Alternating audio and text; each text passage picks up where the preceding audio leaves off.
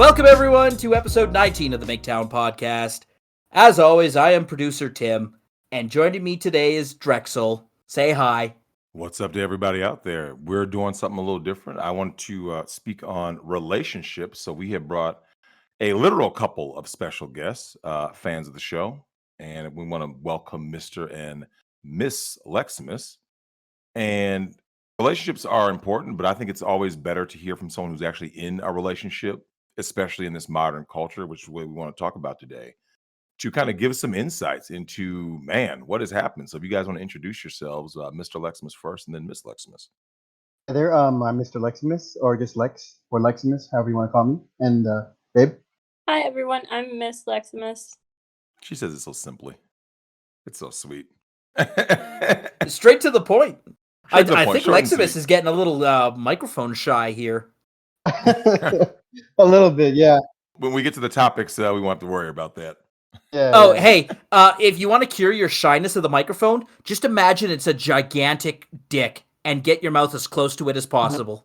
And then pretend that you have someone ask you to come out to Dubai to come to the shit party. Dubai porta potty. Hey, Lex, what are you willing to do for that PS5, man? You're getting the new Switch. Oh, once you start getting that Arabic in your DMs, and I don't know. Oh my god. I don't know. I'm not going to judge you, man. Look, I know you got bills to pay. You got to get Miss Lexamus a ring. It's all right, man. You get.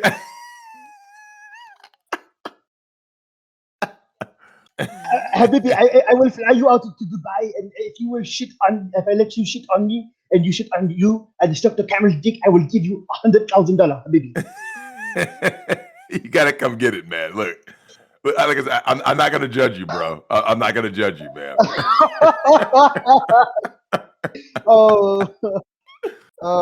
This is the week, guys. You know what? We made it to 19. That was a lot further than I thought we'd make it.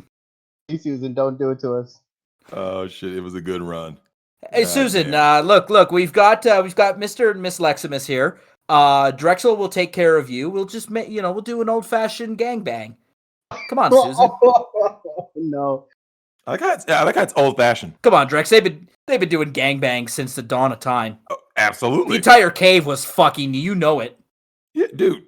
All of this shit's been going on forever, man. That's why we got you guys, you lovely folks here today to discuss the modern culture, man, because it's gonna be something. We got some great little questions here. I prefaced all of this earlier by sending Miss Lexamus the questions that we'd ask to kind of give you guys some insight into what's kind of going on, and to hear it from a couple instead of hearing me just talk about certain issues. Because of course, everyone says that everything I say is made up, right? Of course, right, Mr. Lexamus. You and I have talked about this, where everyone's like, "Oh no, it's just the people he's around," and yet there you are, just going like, "Babe, look at this." And then of course she sees something that you and I have talked about in the flesh, like, "Holy shit!" Like there it is, like right in the open. Well, we'll kick things right off. Obviously, this is a red pill channel. We talk about a lot of red pill shit from the male perspective, but it's nice to hear from women, and obviously, you guys are gonna be the first couple we've ever had on. And that's a dying breed, and it's something that obviously is cause for concern and alarm, especially to the normies out there. Mainstream media is always saying, "Oh my God, there's a crisis and people are getting together," especially in Asia. And they're getting more and more desperate. If you guys haven't noticed, especially in Asia, these governments are getting very desperate to get men and women back together because they're realizing this shit's about to hit the fan. And so having you guys on, I appreciate you guys coming in to kind of talk about some of the things that you yourselves have gone through, seeing the culture itself as it degenerates, and also the people around you, and they're dealing with the current culture, basically, especially the singles, right, who aren't in relationships. So, Miss Lexamus, I'm going to start with you, and I want to start by asking you the question: what do you find, Miss Lexamus, to be the most or least truthful aspect of red pill channels from the male perspective when dealing with women in relationships? The most truthful part of it, I would say, when you would talk about girls just doing it. It's something that I didn't think I would see as much, but when I started going to college and the university, I saw everything. Like, it's ridiculous. So I do agree with what you guys were saying about that. Even the girls that I would see and never thought that they would have that side to them, they did, and did become some type of way they really shouldn't have. Well, Miss Lexamus, we have noticed the slorification of, well, we could say the West or America, but really in general. And one of the things that Coach Greg Adams in particular has touched on, something that I've touched on Nick's show, that I want you to say, if you've seen any of this, is the rise in these younger girls, especially college age, monetizing themselves with sugaring, which is actually prostitution, right? Some older guys paying them money for some hanky panky time, right? Have you yourself witnessed that or seen something that looks suspicious in terms of girls in your college age kind of doing favor for a favor? Have you witnessed any of that yourself? Yes, I have actually. I know a couple of females that are doing that, and they've paid their whole tuition off just by doing that. Damn. So they're Miss Lexamus, I'm curious. What do you think about the fact that a guy can't do that? Or no, vote for Bernie Sanders and he'll give him tuition forgiveness. I mean, Miss Lexamus, seriously. There's not. Have you heard of one guy in your life that said, "I got my tuition paid for by a sugar mama"? Have you ever heard that? no, I Sugar mean, daddy. guys. Oh, God. Oh. Lexamus, you're wrong for that, man. You better not be having guys out here getting their cheeks clapped to get their tuition paid, man. Would you get pegged to pay your tuition? Yeah, Lexamus, man. Look, man. No the cap, booty man. warrior. The booty warrior. Lex, if you had to, Miss Lexamus doesn't exist, and you go ahead and you get that someone slides in your DMs, right? He looks like Harvey Weinstein. He wants to go ahead and get your cheeks clapped. You're going to be a neurophysicist or something, right? And you're into whatever high degree that's going to cost a whole lot of money, and you're like, damn, I'm going to set my parents back. Let's say 150 grand, 200,000 a day. Let's say you're going to med school, right? $250,000. All it takes is that one trip to Dubai. Are you going to take it, Lex? We need to know. I don't know, man. That's a hard one. I don't think I could, man. Wow, he's thinking about it. He thought about it. I couldn't do it, man. Not worth it, man. Not worth it. It's not worth it. Oh shit! Look, man, but Lex, when you get out, look, man, you're not gonna owe any money, man. All right, will anyone ever know about it? It's just between me, him, and the camera. Oh shit! But you will know. You'll always know. You'll be laying there, always know. cuddling with Miss Lexamus, and you'll think of that Dubai porta potty. Yeah, you told her you were going there for an internship, right? You were just going for an internship. For 2 days, right? A 2-day internship. I wanted to go to the internship. They'll fly me out. They'll show me the program and everything. And if I like it, I'll decide to stay or not. That's what happened. Yeah. So, Miss Lexamus, what do you feel is the least truthful, in your opinion, of like red pill content? That all girls are like that. Because the way you talk sometimes, you say all women. I mean, I'm the exception, as you can see, that unicorn that you guys always say. So not every woman my age, like 22, is hoeing around. Or even younger. Well, here's the thing. I think what I will say about that is that when guys say all women are like that, they're basically saying like not 100% literally, right? It's just like when I tell guys, ain't even nobody raping these hoes, right? Obviously, those horrible acts do happen, but when the ones who are coming on social media,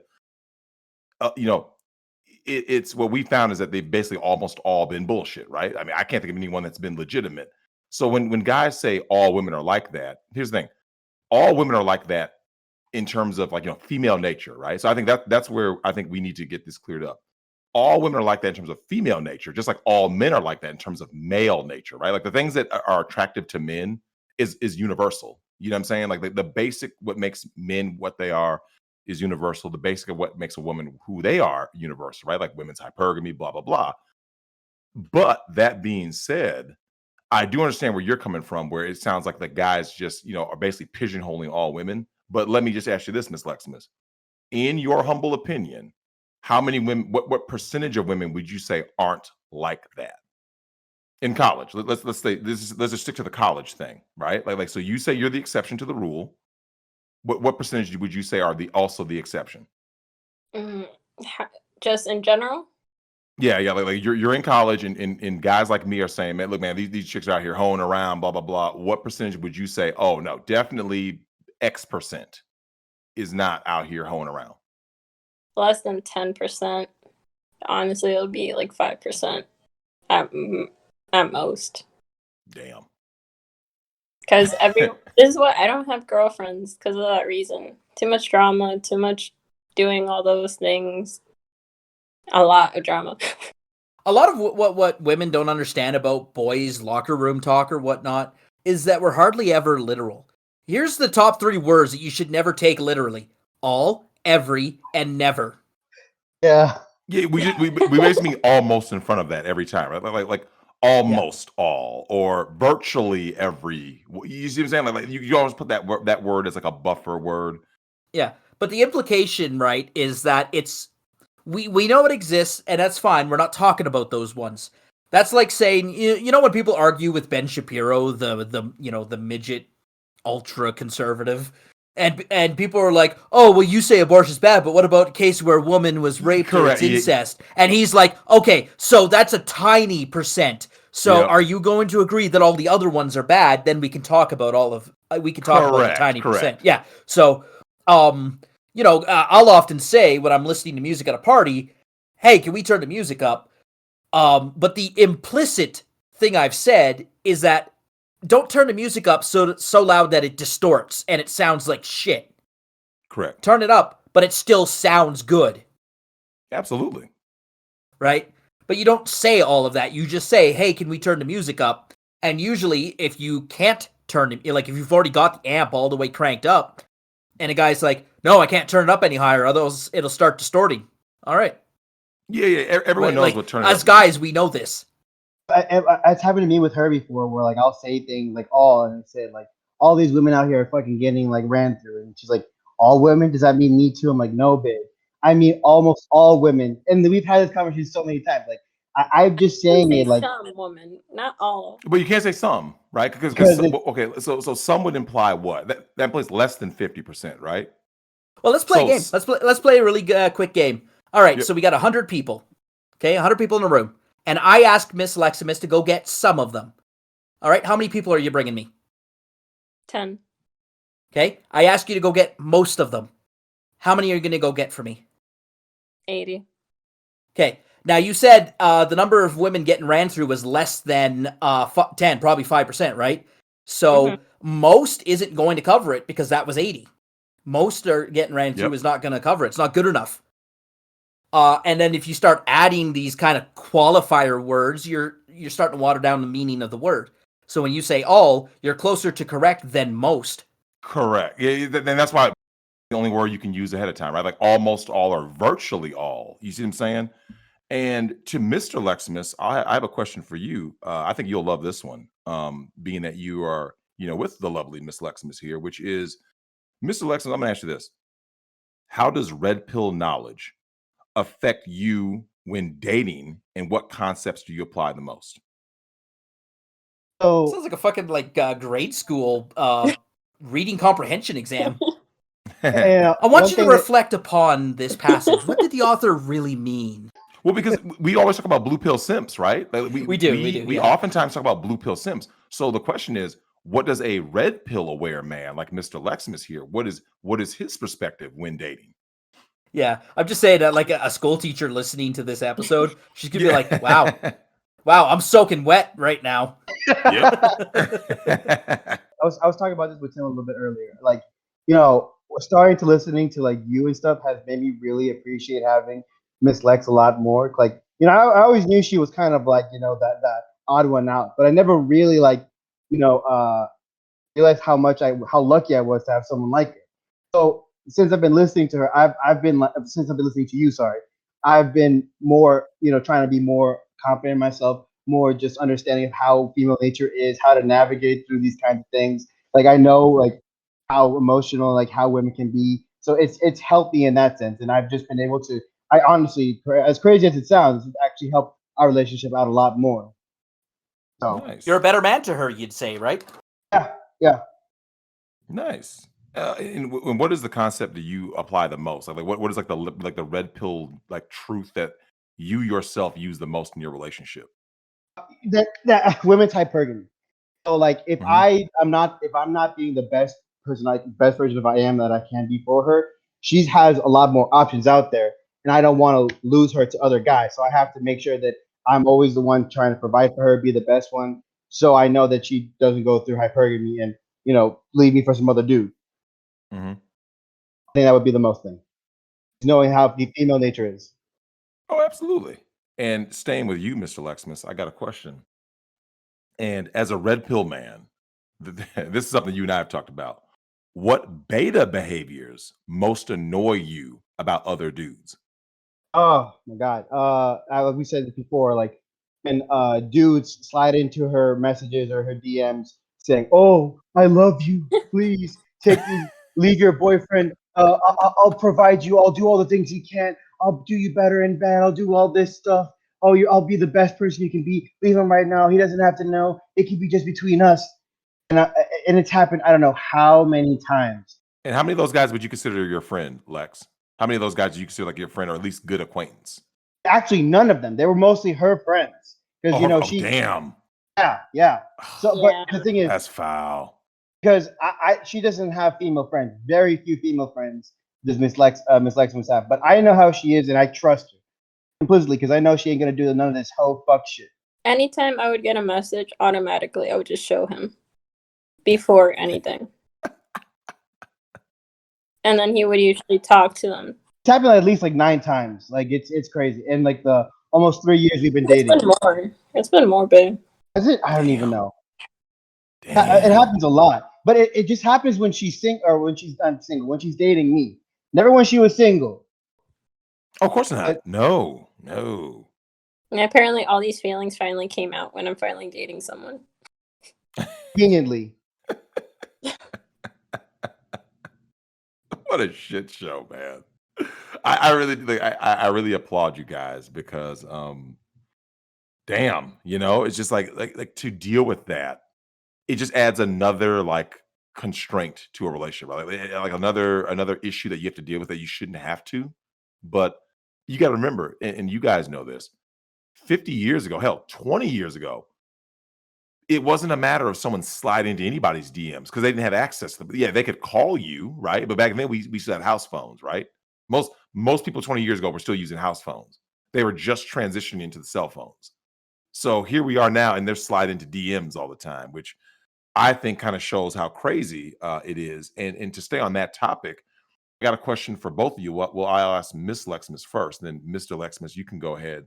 And dealing with hypergamy and all that, I got a question, which is, you know, that a lot of people feel that dating apps, along with social media, help put the death knell in modern relationships. So, how do you guys block out those distractions? Miss Lexamus, you first. Do you mean like for example, like if a girl is dating a guy and he's following different people, like the girl will automatically break up with them or make like a huge scene. Like that's what Yep. you're referring to? Yeah. Like the way social media has invaded the relationships of a lot of modern people. So regarding that, for us, I barely touch social media as it is. Like I Hmm. only have it because of my boyfriend. If not, I never had it.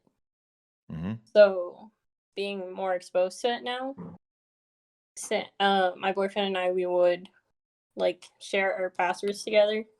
So we have that trust in general. But before, um, Mr. Leximus can talk to you guys more about it. But he would follow, like when we first started, he was following like different girls and things like that. And since I'm more traditional, I didn't approve of that. I was like, why are you looking at other females? Like even I can say I felt some type of way. But Hmm. I was like, you have me as a traditional that I am. I was like, you should only be wanting me. I get that there can be a girl passing by. Yeah, it's normal to look. But at the same time, I was like, your main focus should be us. Fair enough. And how about you, Mr. Lexamus? Yeah, it has affected and changed things. Like going off to a little bit what you said, like I didn't really understand like what it was before. Like I kind of had this worldview of like the blue pill, where like, oh, I can, I can follow these girls, and I can start smashing them, and doing all this stuff, trying to go into their DMs and stuff, trying to get them to like me or stuff, even when I was in this, like, because in the beginning I didn't really fully appreciate what I had with her. I didn't fully understand, but over time I've started to like see more and more, like, how lucky I was with her, and I've like really started to change and become better in that. And with like social media can be a benefit and a curse, because like me and Miss Lex have known each other since middle school. We knew each other for a long time, and the only reason we started talking again is because I started talking to her when I was still in the army, is because there was like Snapchat, and we just Mhm. started talking as friends, and from that, like I was getting out at that time, so at that time, like we started talking as friends, and we started developing feelings for each other and talking, and we got with each other when I moved back to Florida, uh, through the course of social media. So it can be a good thing, but most things have like most social media has been, I say, detrimental to a lot of couples and relationships, because I know a lot of couples who like the girlfriend is like super crazy, like, oh, why are you following this bitch, why are you liking your photos, all this stuff, oh, let me see your DMs, why can't I see your DMs? Or the same thing with the guy, like, oh, why was this guy sliding into your DMs, why was he liking your photos, what's all this, let me see your Snapchat, let me see all your things. So it can be a good thing and a bad thing. Like, I see a lot of people do that. One thing I did mention to Mr. Leximus, like when we first started dating, like if you want to keep doing those things, perfectly fine, but leave me out of it, because I don't do those things. And instead of wanting to argue with you, bicker with you, and all those things, I was like, you want me? All right, you have me. You want all that? Go for it and have a good life. We can still be friends. Yep. I don't like drama. I'm not for it. I hate it, but sometimes it always just follows me. And that's the reason why you don't have female friends, right? Yep. Nope.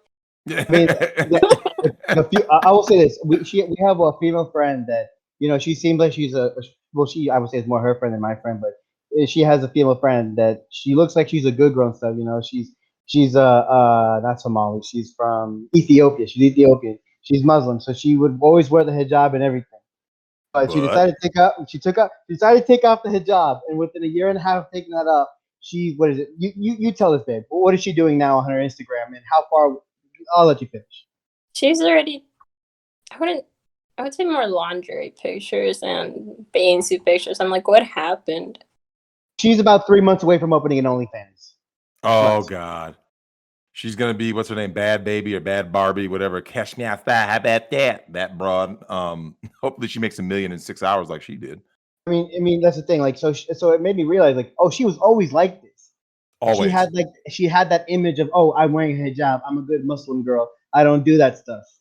But then, like, Miss like starts to me, oh no, she was like that always. She was always talking to guys and going out on dates with them. She never did anything with them. So she says. So So she says. Drex, what happens when a girl says, "Oh, I don't do that. I'm not like that." They always do it.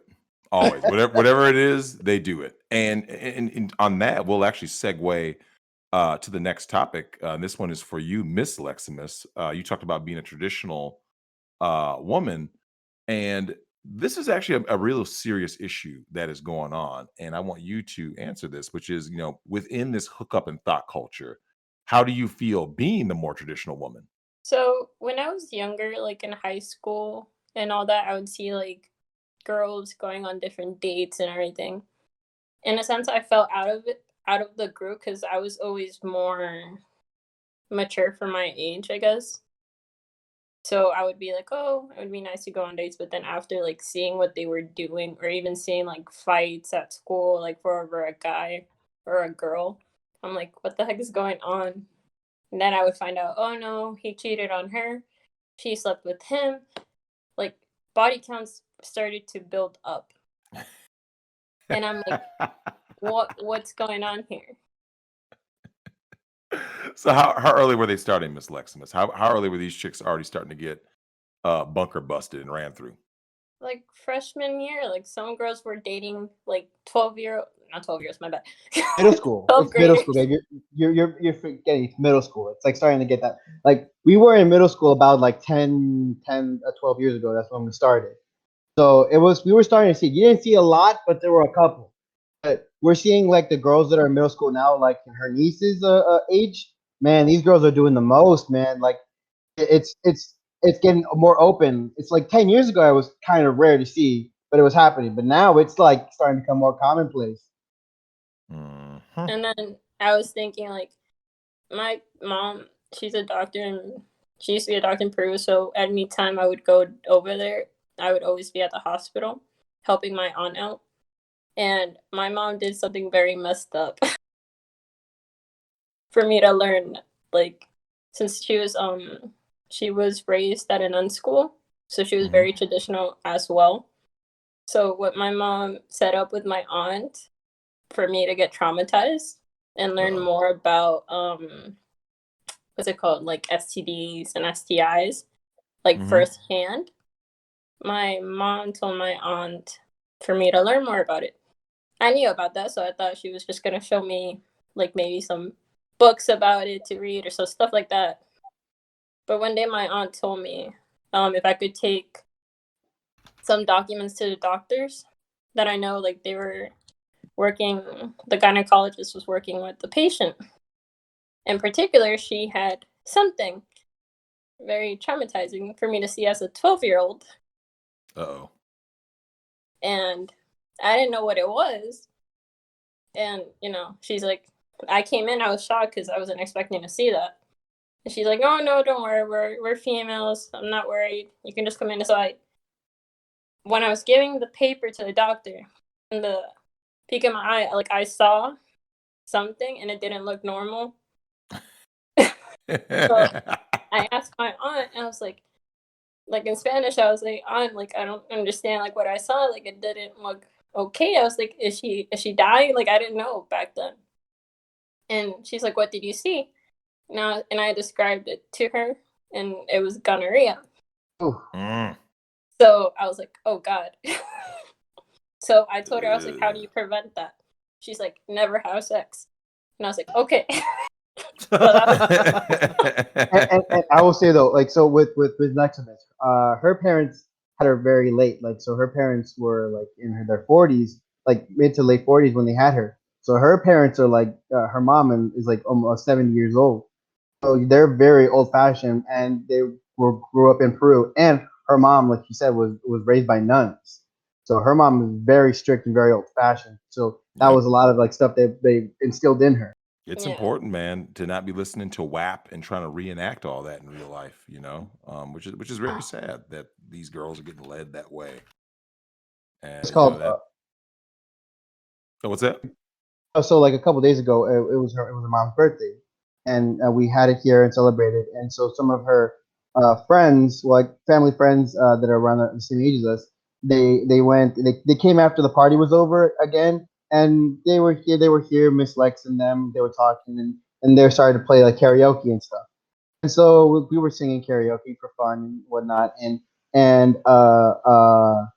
I was like, "Oh, one of you guys should rap." And I'm like, "Ooh, let's put on some." They sort of started to rap. I'm like, "Oh my god, what are you gonna rap?" WAP. And legit, they started to rap the song WAP. Like they knew it. They're both twins. They're rapping WAP, and they knew the whole song. I'd Yep. never actually listened through the whole song, but since it's such a simple song to figure out, I could easily just rap along with it because it's simple. Yep. And just to see like this is what they're actually fucking talking about. This is what they're saying. Like Jesus Christ, like never actually listened to the lyrics like the whole way through. These girls are singing this, and Well, that's who all of this stuff is marketed toward, and I've had people try to, like I said, I'm a huge First Amendment guy. Like, you have a right to say what you want and make the music you want and all that, but I have always been a strong advocate for making sure that we have, firewalls up so that kids and young adults don't get swept up into that whole culture. Because if you get swept up too young, and this is kind of going with Miss Alexis the same way, but you guys both said these girls are starting younger and younger. These are going to be the same women, in 10 to 15, 20 years. Where have all the good men gone? That's where that comes from. The same girls who are out there getting ran through 20 years later are always wondering where all the good men are. So, it is very pervasive. And that's why I wanted to ask both of you guys, when it comes to this, which is, I'll go with you first, Mr. Lexamus, which is, what advice would you give the men out there in terms of mate selection, dating, and marriage? Like, what advice would you give them? I mean, that's a hard one because it's like growing up, I wasn't really told. Like, I was told by my parents, try to find a good girl, good Christian girl, a girl of values who's just goes to school, studious, who's not going out here hoeing around all this stuff. I was told that, but by guys around me, I wasn't really told anything like that. And so, if I were to say this, to tell something to the guy, it's like, look at what environment you're in. If you meet a girl at a like a college frat party or college sorority party or something like that, you're gonna pick, choose your poison because you might find a girl who's actually, a good girl who's just there not doing anything, bad. She's at a party and she's a good girl, but then you might find like the girl who has like, 200 plus bodies on her. So you gotta pick your poison. So, but if you meet her at like, say at the mall, or not the mall, at the library, or you meet her at in class, or you meet her somewhere, it depends on the environment you're in. So if you're gonna meet a girl, just look at your environment. Like, I would say is like, be aware of where you find someone, like, and look at what they have, like, look how they carry themselves. Are they dressing kind of slutty? Are they dressing kind of conservatively? Are they dressing normally? Or are they dressing provocatively? Like, or if you look at their phone, do they have like 100 fucking contacts on their phone, or do they have only just the people they need, like, and that's it? Just they have to be aware of like who they're interacting with, where they meet them, what their personality is, and any other red flags that might come across. Because that's would be my advice. And Miss Lexamus, how about you? So I would say from like the older generation, when I would talk to them, they always told me, my mom in particular told me, when dating and about to marry, make sure there's 3 things in the relationship. 1, that you're actually in love with him. 2, that you're attracted to him. And 3, if you guys both benefit from each other, especially economically, because if there's issues with money, that would always affect the relationship in general. She said if there's not all 3, usually the relationship won't work. The person will cheat, person will leave, and so forth. So that was one advice I took from my mom, at least. And another thing was, since I had more male friends, they'd always tell me in general, like, to wait in general. They would never tell me, like, go around. I was going to ask, what were your female friends saying, though, right? To do that, the opposite. You have more experience, to not only be with one person because you might not like that, and then you're only going to be with that person. So it was like experience. She's not wrong about that. Like, when I was still in the army, I visited my hometown, and I was in the wrestling team, so I was helping out, in the wrestling team and stuff. And when I was on leave, and I saw that one of the guys' girlfriend on the team was going to join the army. I'm like, oh, you're going to join the army? That's great. That's a good thing. What's going to be your MO? So she's telling me, oh, I'm going to do this and that. Oh, that's good. I just want to say, like, if when you're going to be out there, like, don't hoe around. A lot of girls in the military are just, hoeing around, getting promoted because, they're doing that Kamala Harris, getting on their knees, getting that promotion. No. Oh, yeah. Oh, no, yeah. I never heard of this before. Have respect for yourself. Have respect for yourself. Don't do it. Like, if you're gonna be in the military, be there because you're like grow on your own merit. Grow because you want to do better, not because you fuck your way to the top. Yeah, babe, but they didn't. Oh, no, they never listen. They never listen. Nice, Miss Lexamus. Nice. It's true. Sometimes it goes one ear to the other. Well, this actually leads into the next question for both of you yet again. Mr. Leximus, you can start with this, which is what can you do? And, this will be from the male and female perspective. What can you do as a guy for all the guys out there to attract and meet a quality woman? Have your shit together. I'll be honest, like I didn't have my shit fully together when I got out the military, but Miss Leximus is like such a loving, kind person that she's helped me a lot, and she's helped me through my highs and my lows. So she's been a real important person to help me like that. So I would say it's have your shit together, be faithful. Don't talk to any of these emails. Don't do anything like that. Just be confident in who you are.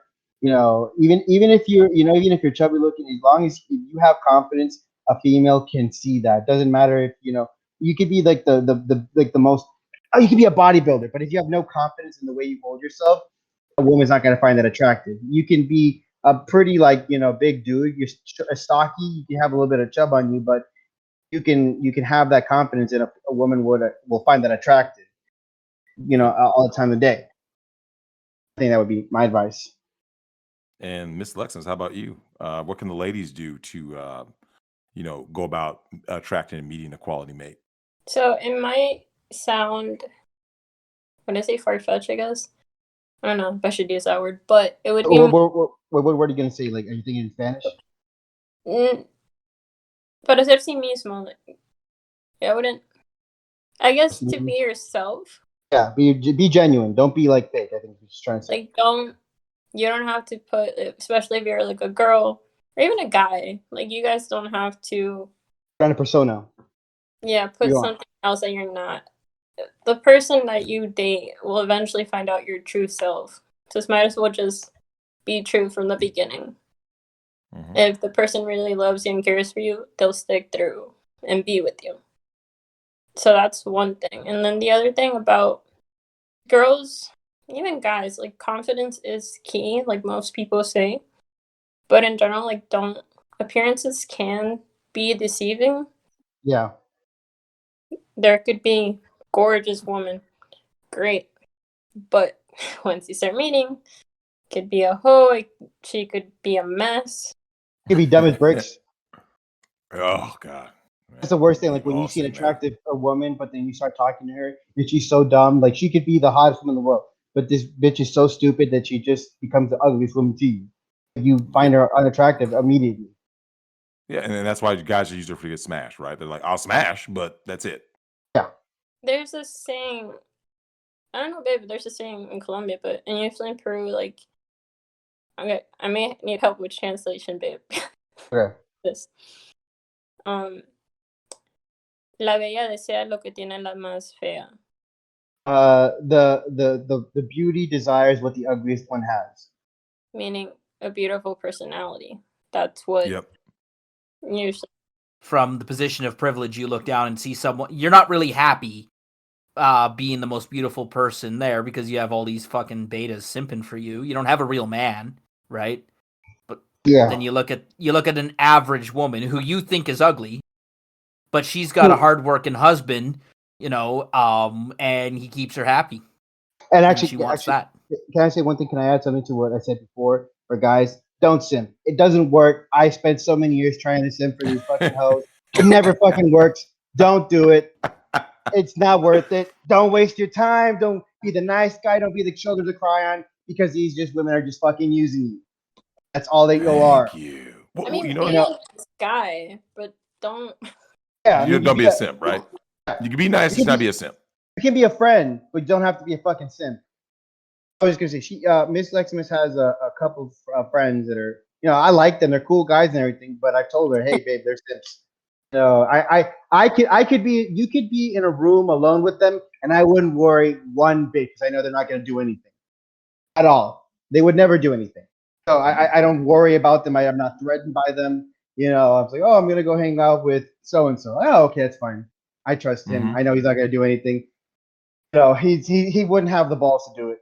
Well, you brought up the issue with dealing with these simps, and this is going to be from Miss Lexamus, and I want her take on this. So, Miss Lexamus, every time we've had a woman on here, because I get into warmer water for saying certain things about dudes being bitch made and being simps and beta cuck simp manginas, and people get mad at me for saying this. So, Miss Lexamus, I want to see if we can get women to literally bat 100, which is basically 1,000%, right? So, Miss Lexamus, here's the question. The beta male, the male feminist, the nice guy, quote unquote, right? The nice guy. What is your opinion of the so-called nice guy, the male feminist guy? Does that shit work? I've actually seen cases that it has, to be honest. How often? Does a man acting so feminine turn you on at all? No, not like. Dries you up like the Sahara Desert, right? I think you might have to explain to her because I don't think she exactly. See, knows I what think she she refers to nice guys like a good guy, oh, Yeah. he's a good guy, he's chivalrous. Yeah, so she doesn't know. Yeah. When we refer to the nice guy here's what we're referring to. We're referring to the guy who wears shirts that says the future is female, and he wants you to peg him, so he buys you a strap-on for your birthday. When he says, "Let's try something new," and he's very low queen. testosterone, Slay. yas queen. Women can do no wrong for this guy. The guys like that. Like putting women in a pedestal? Correct. What do you think about that? That's what we refer to as the nice guy here. What do you think of those guys? Oh, okay. No, honestly, I think met only one person that it actually worked for. And how does she treat him? Actually, pretty well. That's like a unique relationship, though. He must be a writer for CNN. Maybe it's Jordan Valinsky. The rare exception, right? Like the rare exception. Just because the exception doesn't mean it's the standard. So that's what correct, right? Because the exception proves the rule. Because it's like, okay, that's the one, right? Like when someone says, you actually took notice of that situation. Like, that actually worked for him. Wow, I've never seen that work. And but just because it'll work for them doesn't mean it'll work for you. That's what people. It ain't gonna work for you, bro. Whatever guys out there listening to this thinking Drex is wrong, and obviously Mrs. Lexamus is right because she knows that one guy who being a beta cuck simp mangina who pedestalizes pussy, it works for him. So it's gonna work for me. It ain't gonna work for you, bro. It's like this. Just because some guy wins the lottery doesn't mean you're gonna win the lottery. In my opinion, right? I don't think a man should be doing that. Of course. Because yes, it did work out for him, and they're actually pretty happy. But in all honesty, in this modern day, it's not gonna go well. No. Like, you should be a nice guy, like a good guy, like the way I'm thinking. Nice person. I wouldn't even say like just a nice guy because it has such a bad connotation. So just like an all right person, like who's not a dick or whatever. Just be a good person to whoever you're gonna talk with or you're gonna interact with. Don't be a nice guy. Be like, oh, I'm sorry, honey, that he's cheating on you. He's doing this. You can talk to me. You can have a shoulder to cry on. Like, don't be like that. A girl in general, if has trust with you, they will talk to you. You don't need to be saying, I'll be here for you. I'll do this for you. No. We know, usually females, we are very detailed. Anything you guys do, we will notice. We will notice to the most littlest thing a man can do. We will notice. Yeah, because we're very men are very big picture oriented, right? We miss all the small details, which is why like most men cannot pick up a subtle sign to save their life. Nope. My boyfriend's an example with that. Yeah, like that's the thing, ladies. When you give the sign during a dinner, like I'm telling you, most men just completely miss it. Yep. You have to be literal with dudes. You have to actually like actively express what you want. Like this is the issue that I have right now. Because otherwise, a guy will miss it every time. It just I don't know. You didn't say anything. If you want to tell a man that you're available, just rip your clothes off and spread eagle on the table. No, don't do that. Growing up, like when I was a kid and stuff, in like in middle school, high school stuff, I had girls who were into me, but I was so dumb and dense. Like I didn't realize that they were interested in me. I just was dumb. Like you'd have to literally like get a billboard and say I so and so like you.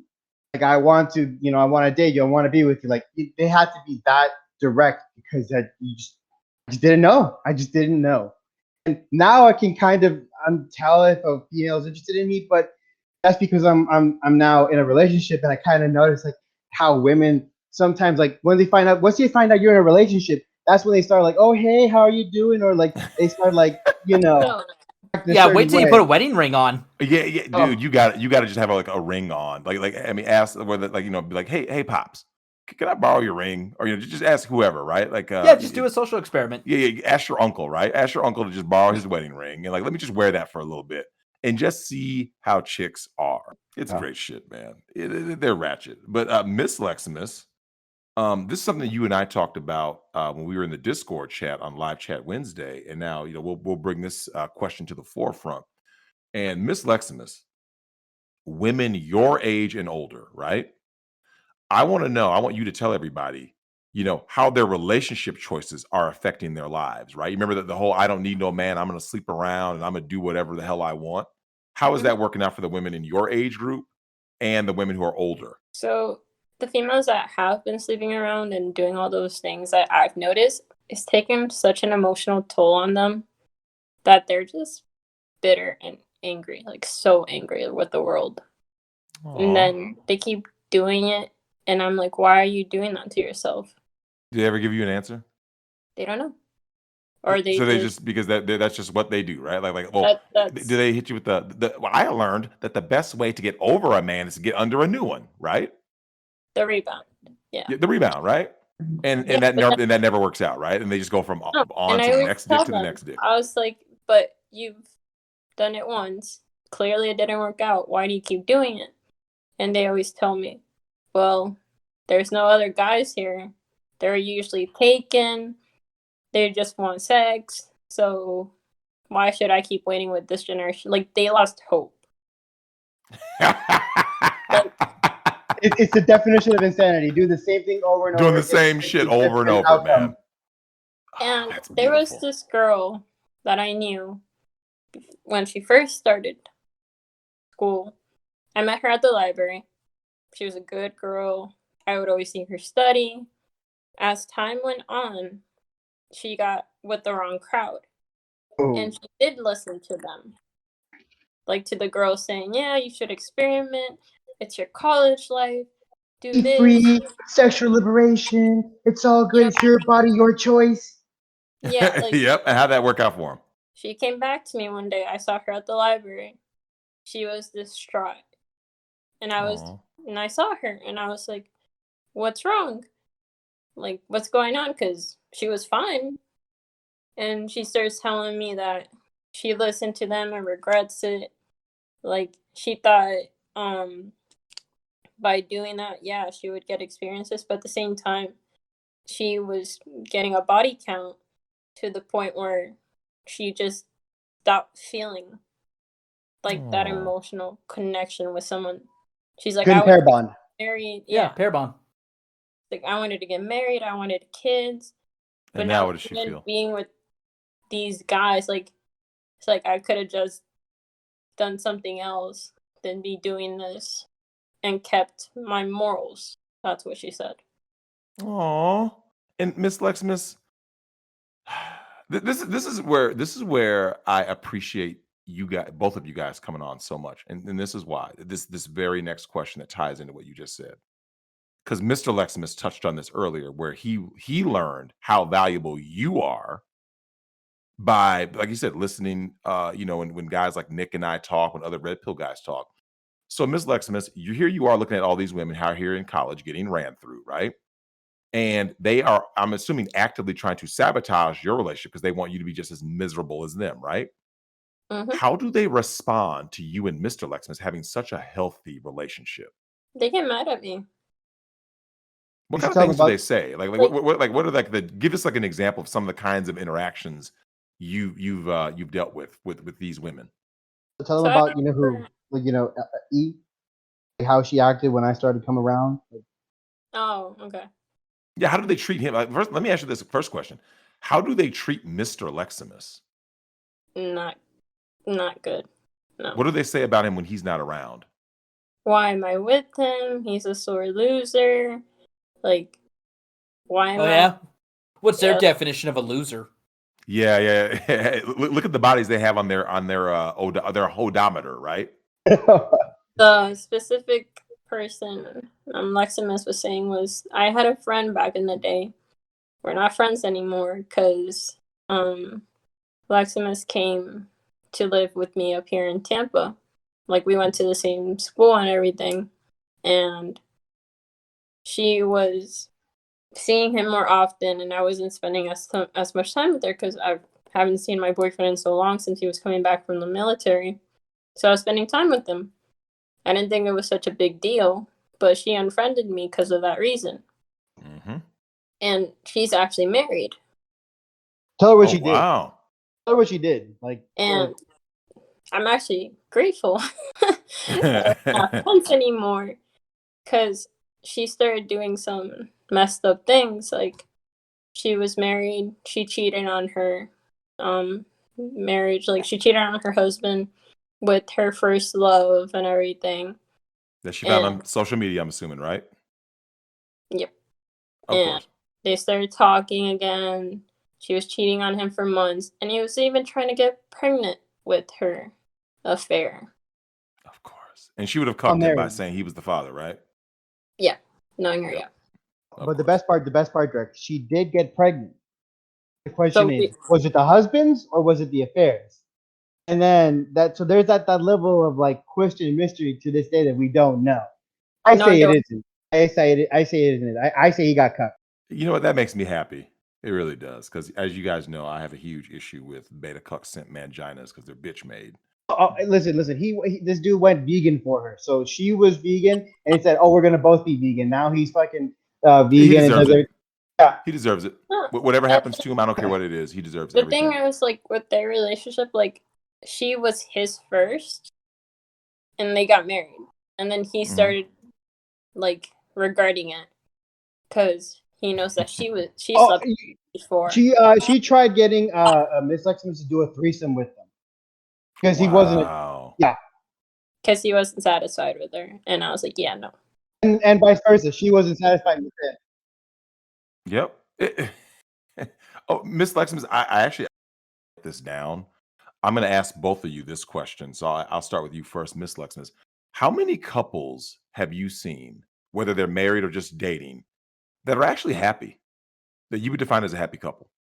So older generation, I would But say more of our own generation, because if you talk about something like, oh, my grandparents, I mean, they've been my together for family, 70 years.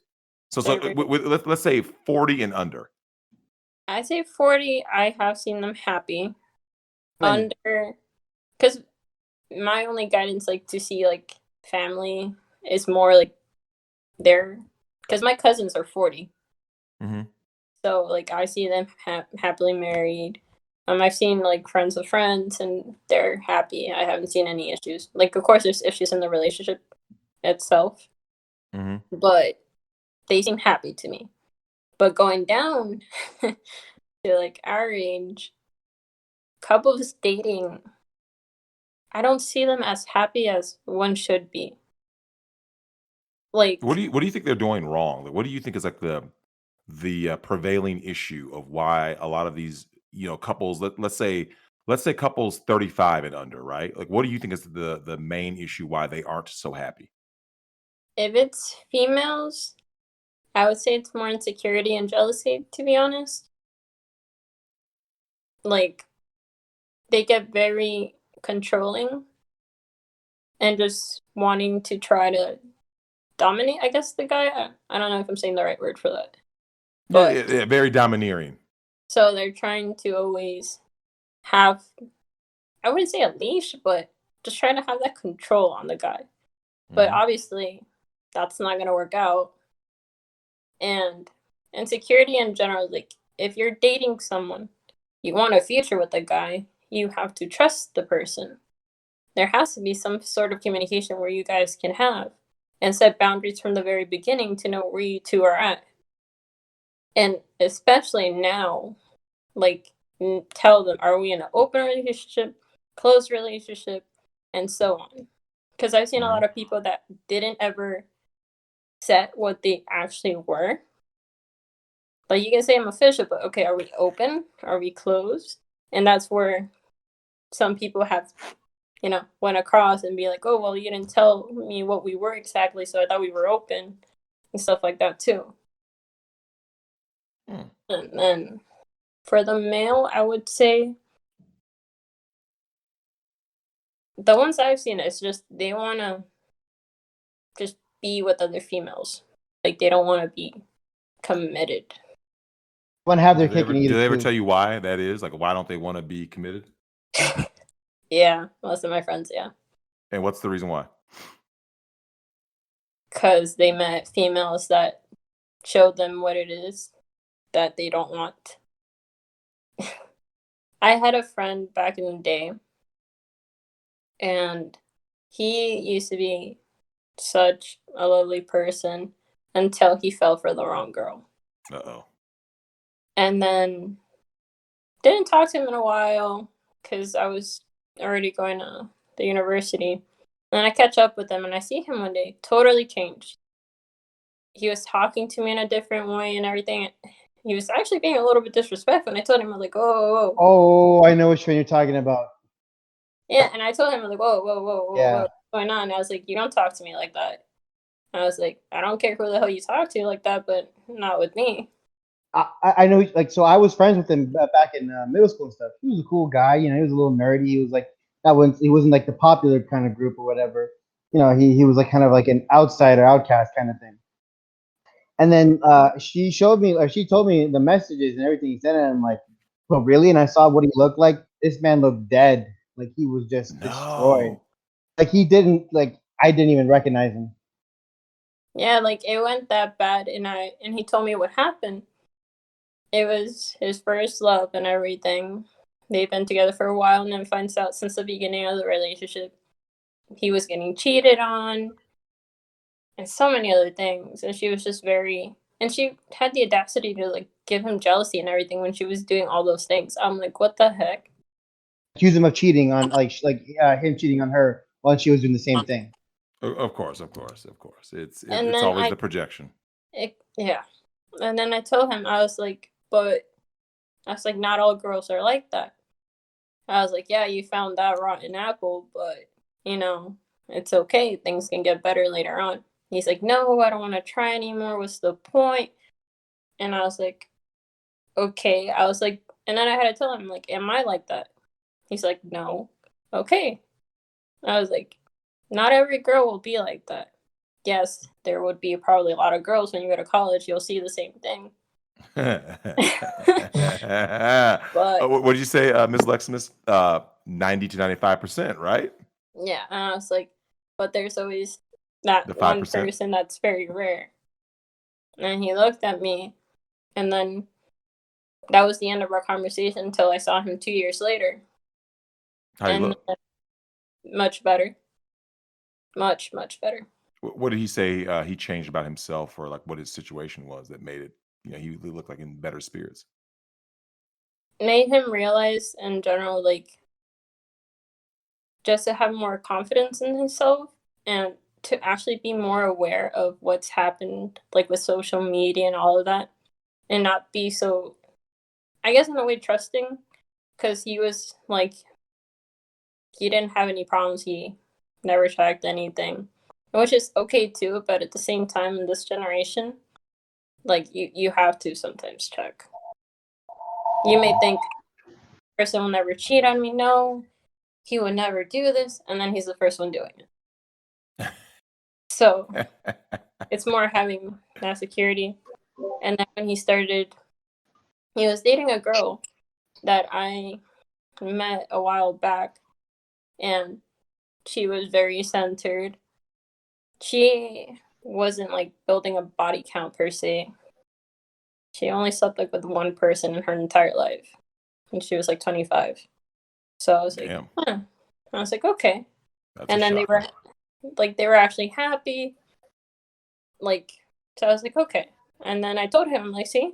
He's like, yeah, I know. But he did tell me, like, in the beginning, he was having that downward spiral that He was sleeping around. He even made some girls like fall for him, and then he would be the asshole. Yeah. Who did the same thing what the girl did to him. Yeah. Kind of like, Correct. Yeah. The whole hurt people thing. Yeah. And then I got mad at him. I'm like, if you knew how that was, like, why are you gonna do that to other people? I was like, you didn't feel good about it, so why the heck? And he's like, no, yeah, that's when I realized. And I was like, like, oh, Damn.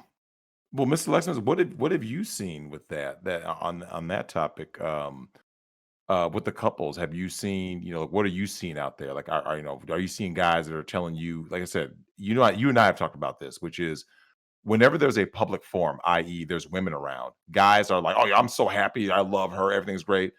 Mr. Lexamus, what do guys say when there's no women around? It's poker night or it's whatever you guys are out about. What are these guys saying how their relationships are for real? What are they telling you? man, I can't stand this bitch. She's so fucking annoying. I wish she would just leave me alone, bro. Like, she doesn't do this in bed. I just want her to do this. Like, why won't she leave me the fuck alone? Like, I just want to be like, just relaxed. But then she's always on my dick for everything. It's like, God, I wish like I could like,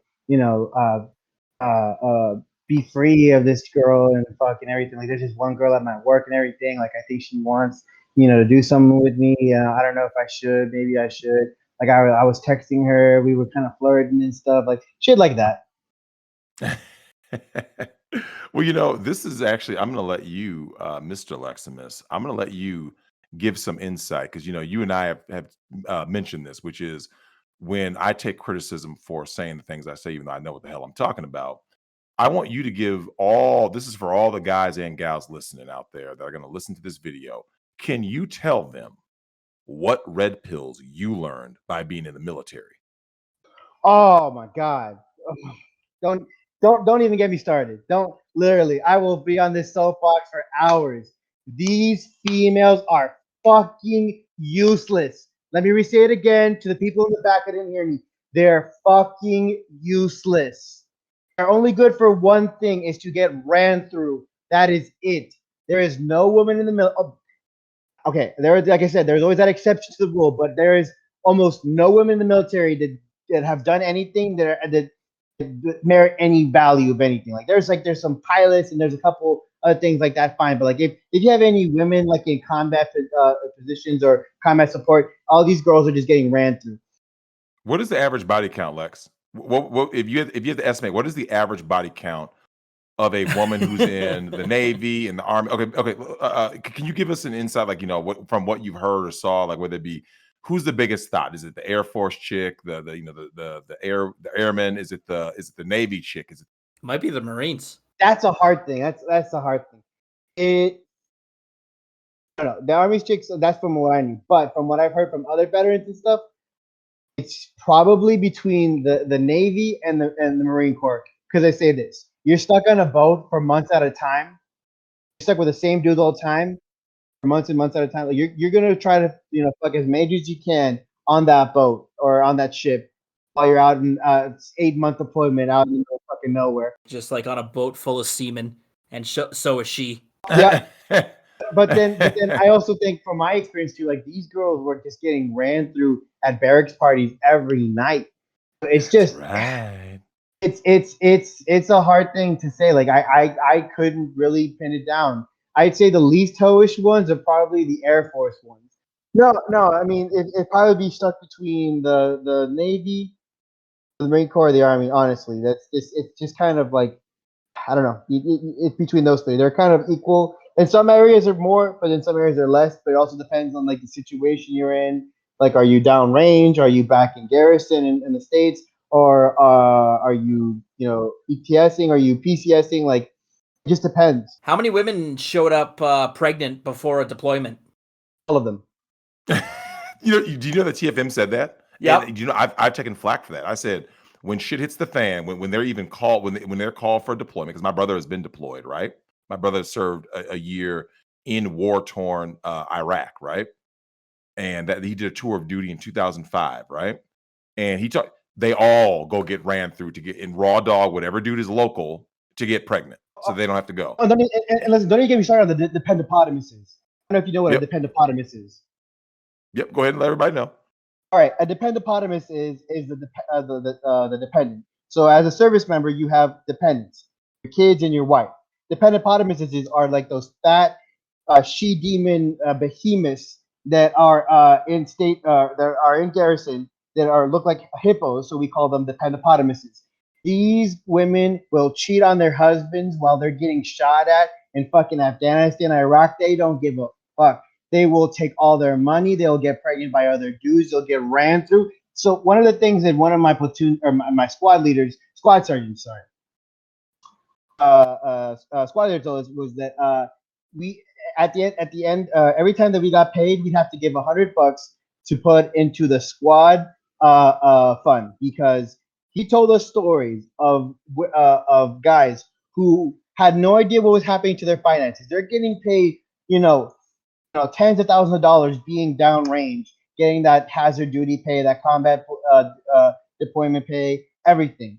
And the women back home were just wasting it all, taking it, or they once they had all the money and he was coming back, they would file for divorce, take all his money, go with some other dude, leave him basically homeless. Like they came back from deployment.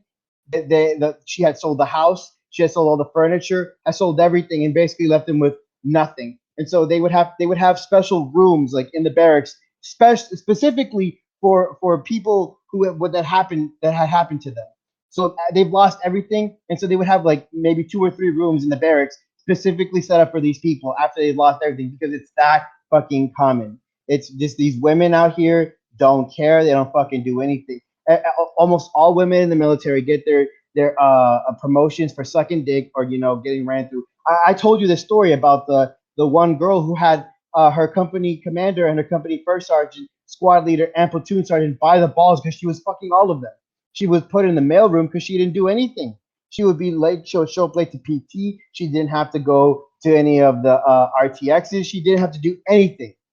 She had lived the good life. And don't get me started. They don't do anything.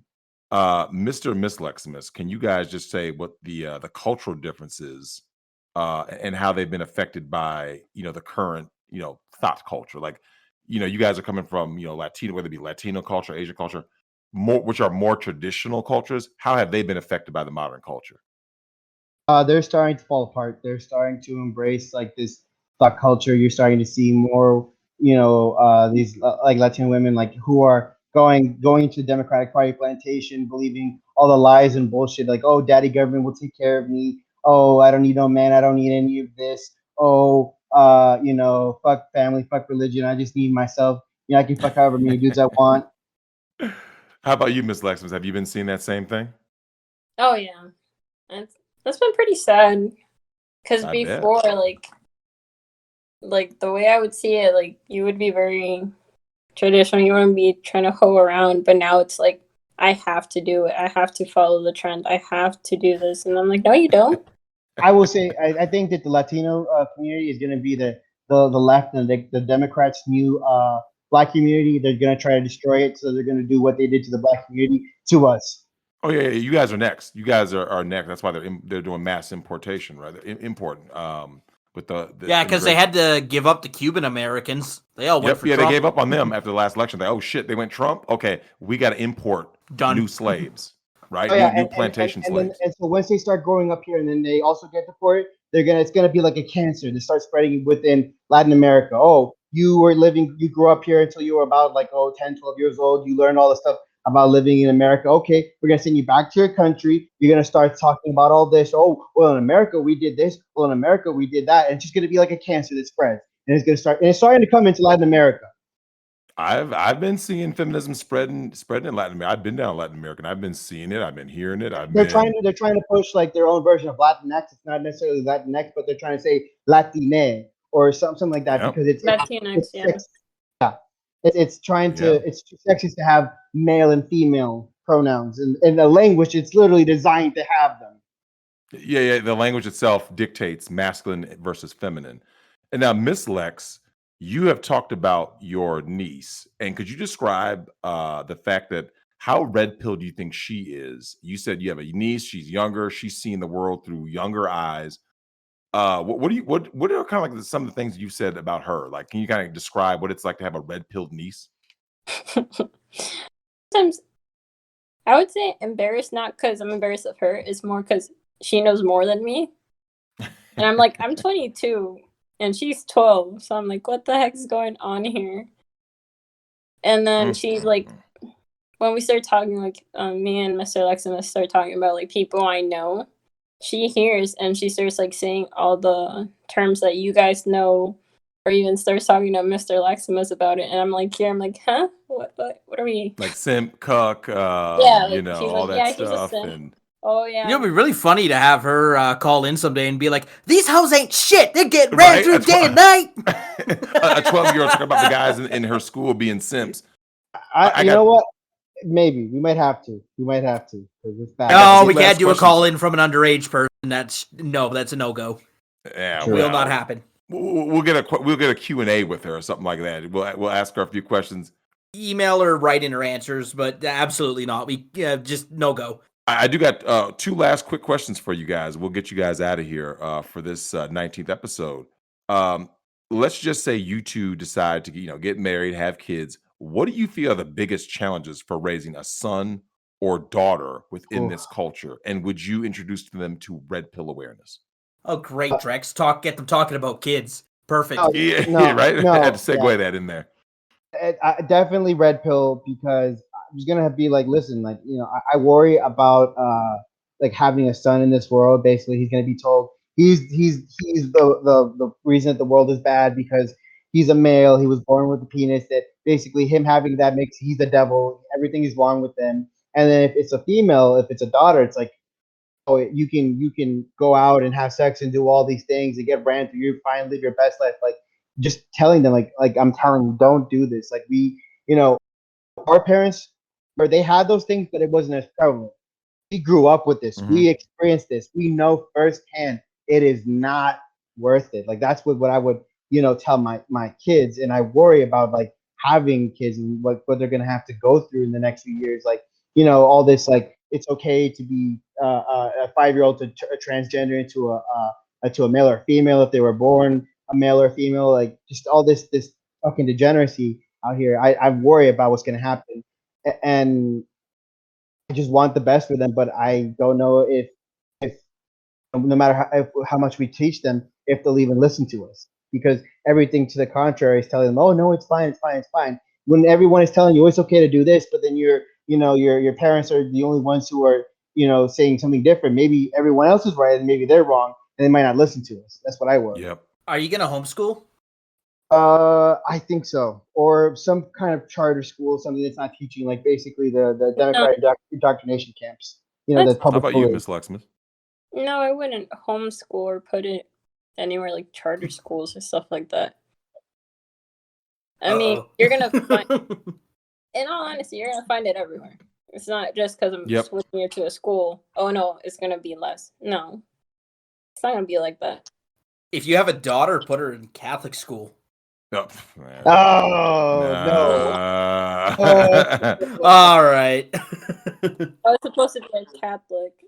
I got one last question for Miss Lexamus. This one's just for you to get us out of here, to bring us on home. Miss Lexamus, you have been introduced to Redo of Healer. Two things. Your general take, and then the final question of the night, which is hot stoker or no hot stoker? Oh God. Lay it on us, Miss Lex. So wait, do you watch the uncensored or the censored? We watch the uncensored. Yes, we watch the uncensored. Oh God. I regret because Mr. Like, yeah, I'm gonna put it on. I was like, okay, and then I started seeing uncensored. I'm like, what the heck am I watching? Yeah. See, you will have to put up with this a lot because, Sunday night football or hockey or I don't know, any other sports. And you're like, I'll just sit through it, but I don't really enjoy this. I've never seen that type of anime, so I was like, I don't feel comfortable. But when it got to that point where the Stoker comes out, did you say he should have used it or should he not have used it? I even told him like you should have used it. Yeah. Always, every time. Every woman says he should have used it. Now let me say why, because I know how a woman is. I was like, she probably did worse to him, and boy was I right on the next episode where Mr. Lex was like, yeah, I should have said the same thing. I was like, yeah, see, like he probably did worse even there. Listen, this woman was making him suck his own dick. He was getting his fucking cheeks slapped every night by fucking every night, bro. Every night, bro. Like what? So I was like, when we got to that part, I was like, man, I don't know if I would have used it. That's too much, man. But then I see like her doing that. I'm like, maybe he should have used it. I don't know. He does have the power of feel. That's too much for me, man. It's too much. The show is wild, man. The show is wild. We thank both of you guys for coming on tonight because you know what? One of the reasons why I really wanted to bring you guys both on for this episode was because what ends up happening is, and Mr. and Miss Lexamus, you guys have noticed that there are things that I say about relationships, and then you know what people always say? They always fire back with the simple answer, right? Which is either who hurt you, you're bitter, or X, Y, and Z. And then they always hit me with the whole like, what do you know? You're not in a relationship. Yet here we are having an open discussion, and here you guys are, Miss Lexamus in particular, proving a lot of the things I've said, basically everything I've said, right? She said 5 to 10% of the girls in college right now are not living the whole lifestyle, right? So that means, guys, you have a 5 to 10% chance of finding a Miss Lexamus for yourself. You see what I'm saying? 5 to 10%. Those aren't good odds.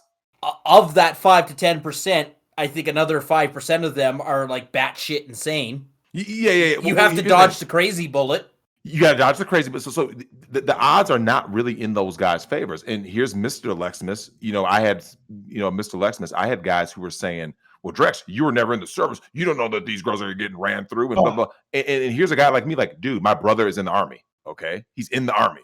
And I've dealt with lots of dudes who are in the service, right? All four, Air Force, Marines, Navy, you name it. I know those guys, right? They all came back with the same story, which is, yo, man, this is how it goes down. Right. And now, Mr. Lexamus, I bet you if you were to give advice to any guy out there and he says, I met a girl who was in the service, right? Like she was in the reserves. What would you tell that guy? Don't date her. You would say no, right? Listen, I would say no. That like that you're playing with fire there. Like if you're gonna smash. Unless you know for a fact, like okay. So if she's been in the military long, depending on your MOS. Like if you're in certain MOS, let me explain. If you don't know, if you're in a certain MOS that are kind of small, everyone kind of knows everyone. Like you'll see the same people throughout your career. I was in kind of a small MOS, so people knew around. They saw each other around. Yeah, you're gonna get new people are gonna come in, but if you stay long enough, you're gonna see the same people. So it's like, hey, do you know so and so? Because I heard that she went to Fort here and she was part of this division, this battalion, this company, whatever. Oh yeah, I heard about her. Yeah, no, bro, she got ran through. She did all this. She did all that. And I'm like, oh, her. I mean, I saw her around, but I never. If this was another person, oh, her. I didn't really see her do much. Like I think she was an okay girl, but that's very rare. So it really just depends. But as a rule of thumb, you probably shouldn't even mess with them because more times than not, you're gonna get burned. So don't even do it. Yeah, well, you're seeing more and more couples, and here we are looking at a situation where, more and more guys are checking out the dating market, which is why, we began this with talking about what's going on in Asia, where they're literally they're like the government's either begging or forcing men and women to get together because it's in paying them. So clearly, all the stuff I've talked about ever since I got my start on Rekieta Law, shout out to Nick Rekieta, and the stuff I talk about, the stuff that all red pill guys talk about, they're like, this is a global issue. This is the real pandemic, right? Like feminism is the real pandemic and it's affecting everybody now, right? Like to varying degrees. But like, I wanted you guys on because like you guys are what is a successful couple.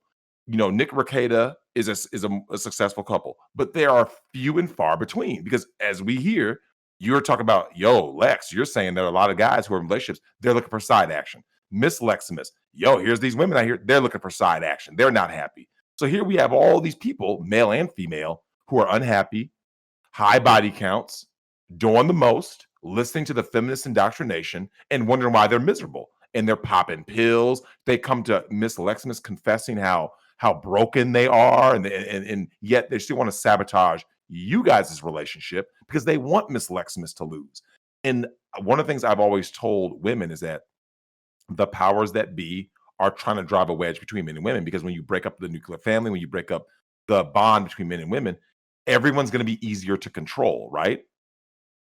And we're at that tipping point where like it's basically the end game. And that's why like I like to have you guys on to let people know that like it's not all hope is lost, right? There are still good men out there. There are still good women out there. Hopefully they can meet each other in certain places and look for certain qualities to connect and form strong bonds.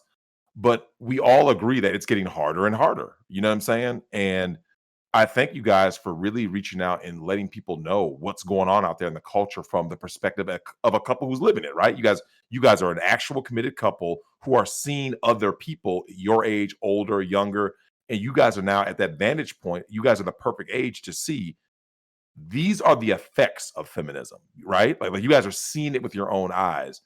And if you have any last words, Mr. and Miss Lexamus, about what you would tell the guys and girls out there who wish to date or don't wish to date, what are the kind of like your last parting words that you would like to let them know?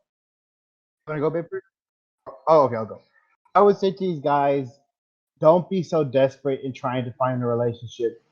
If you're lucky, or like if you want to go religious, God will place that person in your life, in your hands, or you might have met someone in the past who you never really would have expected it could be that person, can be. Like I've known Miss Lexamus since we were in middle school, and that was over 10 years ago. And we had been like kind of friends and acquaintances in that time, and we talked every now and then. But we started talking like when we were adults, and we started to like have feelings for each other. And you can find it, but just don't be so active and desperate to try to find it. Just you go your own way, do what you need to do, better yourself, and then if you are a quality person or a quality man or quality woman, that man or woman will find you eventually. Like they'll just basically be dropped in your hands, and they'll be like in a basket. Like, here you go, this is the right person. It can happen, but just be wary of these people out here. There's a lot of snakes. There's a lot of grifters. There's a lot of swindlers. There's a lot of people who say things that they aren't. Just be careful out here. Ms. Lexamus, how about you? I was actually going to say something very similar to that. Mine would have been like, do not rush at all. Like, I never thought I would be dating Mr. Lexamus. One day out of random, we started talking, and then it happened. It's more of based, do you know what you want? Don't just think I have to be doing what everyone is doing. Don't do what society tells you to, because just you have to. Just be happy, do you, get your things together. Because if you're just going to keep following the crowd, you're going to probably end up like the girl that was crying, not knowing what's going on, or being like my friend that gets hurt or goes down the wrong path and then hurts other people. Mm-hmm. Well, Miss Lexamus, I actually have something to say to you. And this is from, and this is something I want to give you a lot of credit on. Kevin Samuels has blown up on YouTube, and for good reason, right? And one of the things that, I think I've sent you a couple like clips of Kevin Samuels. I don't know if you and especially if you and Mr. Lexamus got to watch it, but one of the things that you notice is that these women's expectations are unrealistic, right? They're all like, oh, he has to be 6'3", he has to have a six-pack abs, blah, blah, blah. And yet you and Mr. Lexamus found love and a solid relationship by basically having realistic expectations and growing together. What would you say women should do to find a man without using these stupid delusional expectations? Because Mr. Lexamus, I'm assuming, is not 6'5". Mr. Lexamus is not Mr. Olympia. You see what I'm saying? And likewise, Miss Lexamus, you're not an IG model. You see what I'm saying? Thank God. But yet the people who look for that, if you guys have noticed, they never end up happy, right? They just end up racking up a body count, relationship after relationship. So, Miss Lexamus, I really give you a lot of credit for like looking at him as a real man, right? And you, Mr. Lexamus, looking at her as a real woman rather than just a sex object, or Miss Lexamus being like, well, I just want him to be this, or because one of the things that I've noticed, Miss Lexamus, on Kevin Samuel's channel, a lot of these women, when they call in, Kevin, I want a high value man, but they're single moms. I want a high value man, but they're grossly overweight. You see what I'm saying? And they have feminist mindset. They want to be the boss, yet they want the man to lead, sort of a 50-50. And yet here you are, Miss Lexamus, going, hey, here's a guy from my past, right? Middle school. And we let the relationship grow naturally. You see what I'm saying? Whereas I don't know if you've noticed, Miss Lexamus, but have you listened? What have you noticed? And we'll get you out of here. Has been the most delusional thing that you've heard women with their expectations for men? They try to do like their perfect man. And honestly, no one's perfect. So when they were like saying all this, like it has to be a certain height, has to be a certain color, has to have this certain eye, I was like, why are you thinking like that? It would be great. You can have someone like that. But realistically speaking, I was like, you're not going to get what you want in a sense. Like with Mr. Lex, I never pictured being with him.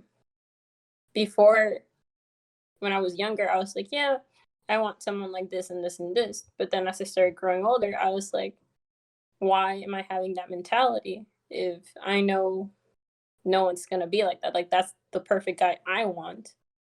But realistically speaking, why am I trying to focus more on appearances or thinking a person should be like that? Everyone is flawed.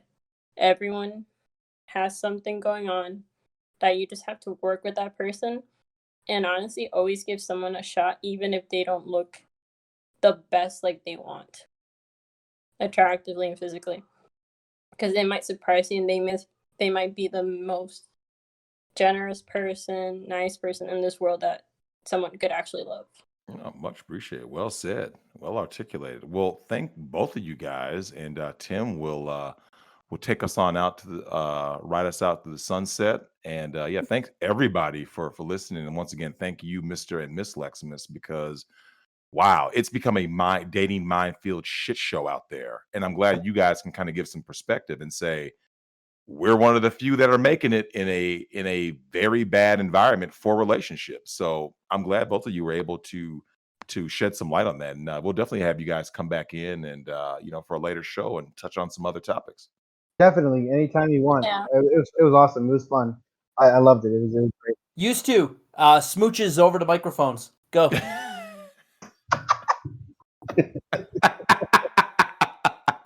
Oh, that's a great way to end it. All right, everybody. We'll see you next week. Thank you for listening. You know where to find us. You know how to subscribe to us. Come back for some more hard-hitting content like this. Till next time, stay frosty, everyone. Peace. Peace. Bye.